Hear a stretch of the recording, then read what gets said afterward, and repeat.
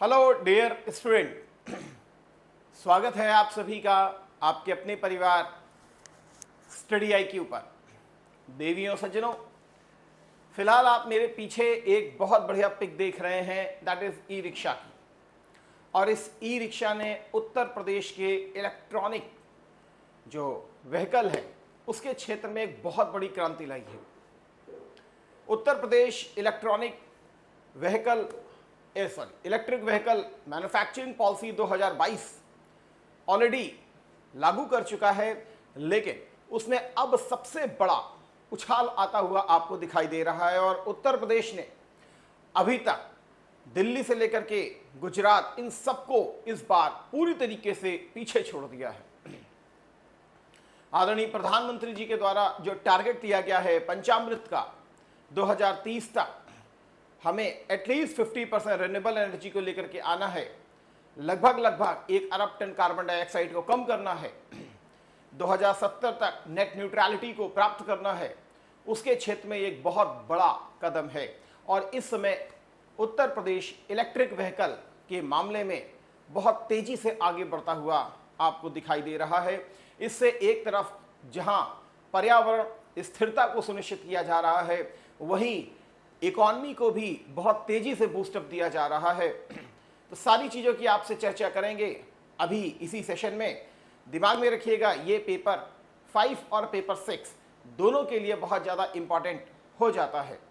और जैसा इस बार का पेपर आया है, इसकी स्पेशली आपसे डिमांड की जा रही है। खासकर इलेक्ट्रिक व्हीकल जो आप देख रहे हैं, इसके सेक्टर में सबसे ज़्यादा जो बूम आया है वो उत्तर प्रदेश की अर्थव्यवस्था में हमें देखने के लिए मिल रहा है। तो सारी चर्चा आपके साथ करेंगे। फिलहाल ये है मेरा टेलीग्राम चैनल। जो भी देवियां और सज्जन इसमें ना जुड़े हों तो जरूर जुड़ जाएं, क्योंकि यहीं पर मैं आपको सारा कंटेंट, सारा फॉर्डर मटेरियल शेयर करता हूं। और यहां पर ये भी मैंने आपको सोर्सेज बताए हैं कि आपको अगर मुझसे जुड़ना है तो आप मुझसे इसी टेलीग्राम चैनल से जुड़ सकते हैं, जो अभी नया मैंने बनाया है। आखिर क्या है ईवी रेवोल्यूशन?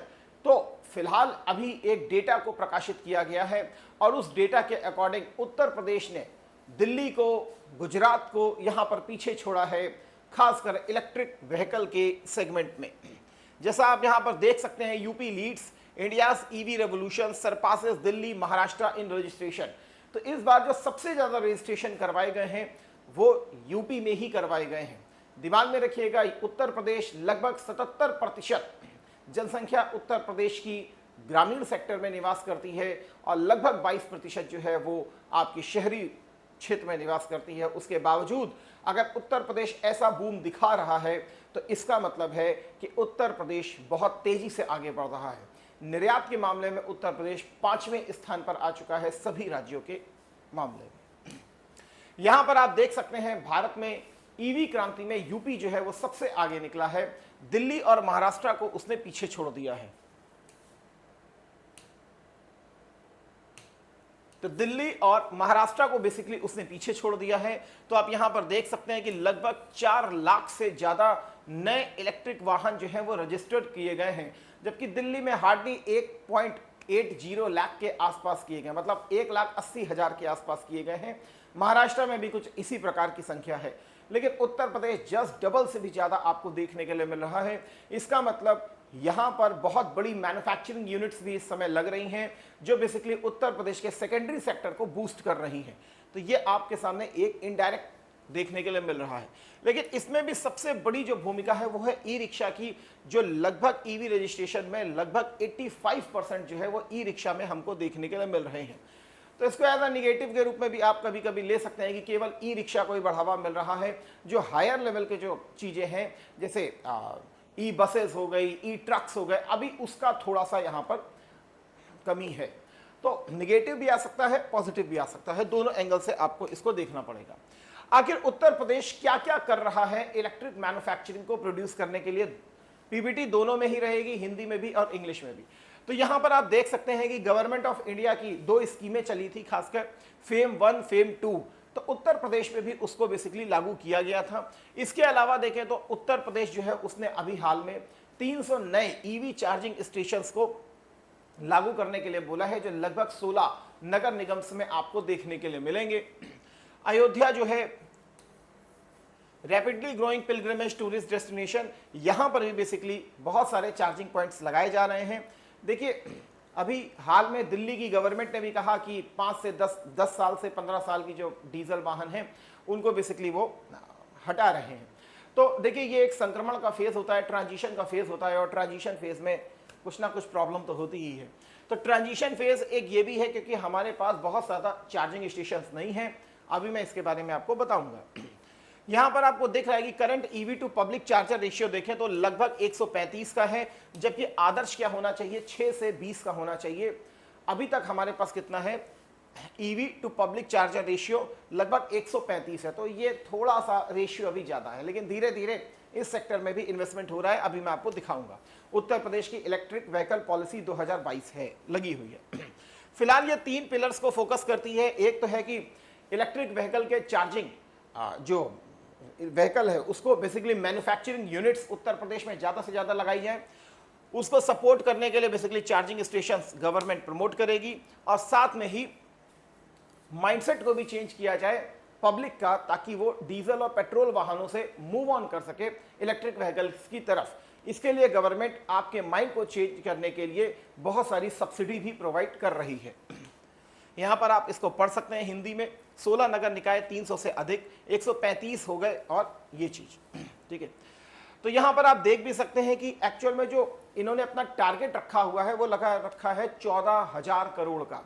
तो तिमाही आधार पर इन्होंने सेट किया हुआ है अपने टारगेट को, और तिमाही में बेसिकली 85% से ज़्यादा हमने इसमें ग्रोथ को देख लिया है। आप यहाँ पर देख सकते हैं कि लक्ष्य का लगभग 85% इन्होंने अचीव कर लिया है। तो आसान हो जाता है यदि हम छोटे छोटे टारगेट्स में बांट करके रखें। तो यहां पर वही लिखा हुआ कि राजस्व में निरंतर वृद्धि, लक्ष्य की दिशा में सशक्त रफ्तार। ईवी के सेक्टर में रखा गया है कि ईवी सेक्टर में हमारी जो राजस्व वृद्धि है वो बहुत तेजी से बढ़ रही है, तो परिवहन सेक्टर जो है उसको बहुत अच्छे से बूस्टअप मिल रहा है। दिमाग में रखिए, ओवरऑल अगर परिवहन सेक्टर की बात करें तो 14% से ज्यादा ग्रीन हाउस गैस के इमिशन में परिवहन सेक्टर का ही योगदान देखने के लिए मिलता है। यहां पर आप देख सकते हैं कि जो भी पंजीकरण हो रहे हैं वो सब डिजिटली करवाए जा रहे हैं, सब ऑनलाइन ही किया जा रहा है। तो जब ऑनलाइन की बात आती है तो इसका मतलब इलेक्ट्रॉनिक गवर्नेंस को government of Uttar Pradesh promote कर रही है। तो ये एक प्रकार से गुड गवर्नेंस और इफेक्टिव गवर्नेंस की तरफ भी एक मूव होता हुआ आपको दिखाई देता है। तो कर और शुल्क का लगभग 90% से अधिक ऑनलाइन मोड से ही प्रदान किया गया है। तो डिजिटल प्रक्रियाओं पर अब ज्यादा भरोसा हो रहा है। जैसे जैसे डिजिटलाइजेशन होता है वैसे वैसे गुड गवर्नेंस इफेक्टिव गवर्नेंस में कन्वर्ट होना स्टार्ट हो जाता है।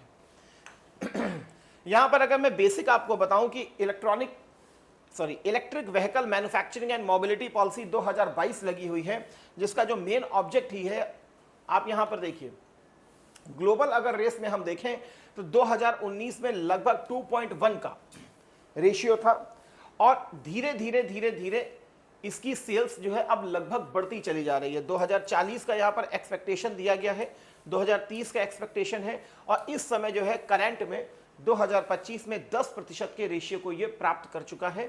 तो ग्लोबल पैसेंजर ईवी सेल्स लगभग 10% तक इसको सेल किया गया है।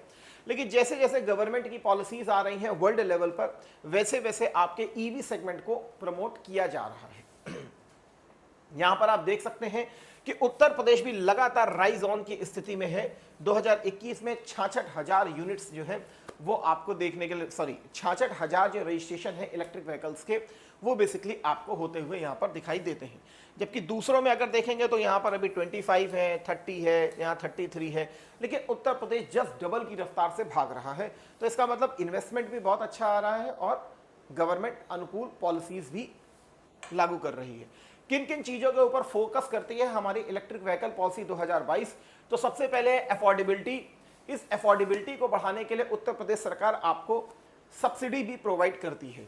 तो मतलब लो ट्रांजिशन कॉस्ट होनी चाहिए। ट्रांजिशन कॉस्ट का मतलब है कि आप पेट्रोल और डीजल के वाहनों से जो शिफ्ट कर रहे हैं अपने आप को इलेक्ट्रिक व्हीकल की तरफ, उसमें आपको सहूलियत हो, तो उसके लिए बेसिकली गवर्नमेंट जो है वो सब्सिडी भी प्रोवाइड करती है।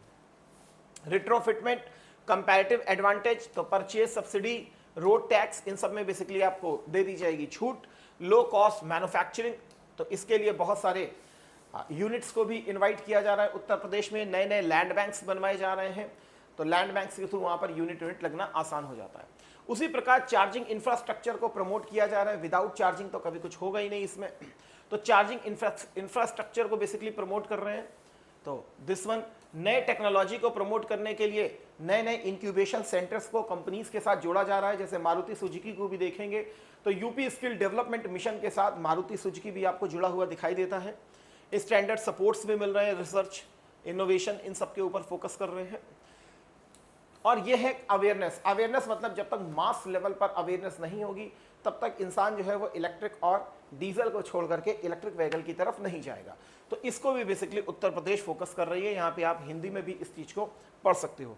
इसके अलावा अगर हम बात करें तो 2 wheeler segment, 3 wheeler segment, 4 wheeler segment, E buses, E goods carrier, इन सभी में बेसिकली उत्तर प्रदेश जो है वो बेसिकली आपको सब्सिडी प्रोवाइड कर रहा है। आप एग्जामिनेशन के पॉइंट ऑफ व्यू से इन सब चीज़ों को याद ना करें, कोई मतलब नहीं है। हाँ, ये पता होना चाहिए कि 2 व्हीलर, 3 व्हीलर, 4 व्हीलर, आपका ई बसेस, ई गुड्स कैरियर, इन सबके सेक्टर में उत्तर प्रदेश जो है वो आपको यहाँ पर प्रोत्साहन दे रहा है। तो ये था उत्तर प्रदेश का ईवी जो मैन्युफैक्चरिंग हो रही है और जो पंजीकरण किया गया है, जिसपे वो उत्तर प्रदेश टॉप पे आया है, उसके बारे में थोड़ी सी एनालिसिस। इसी प्रकार से आप मेरे साथ यहाँ पर जुड़ सकते हैं। बहुत सारी खबरें मैं आपके साथ लगातार डिस्कस करता रहता हूँ, यूपीपीएससी स्टडी आईक्यू में भी और इस चैनल में भी। तो जरूर जुड़े रहिए और यूपीपीएससी का जितने भी न्यूज़ हैं वो मैं आपके साथ यहाँ पर डिस्कस करता हूँ। इसकी पीडीएफ को डाउनलोड करने के लिए आप मेरे टेलीग्राम चैनल पर जा सकते हैं और इसको ज्वाइन कर सकते हैं। तो मिलते हैं किसी नेक्स्ट खबर के साथ, तब तक के लिए थैंक यू। जय हिंद, जय Bharat, Vande Mataram, God bless you all.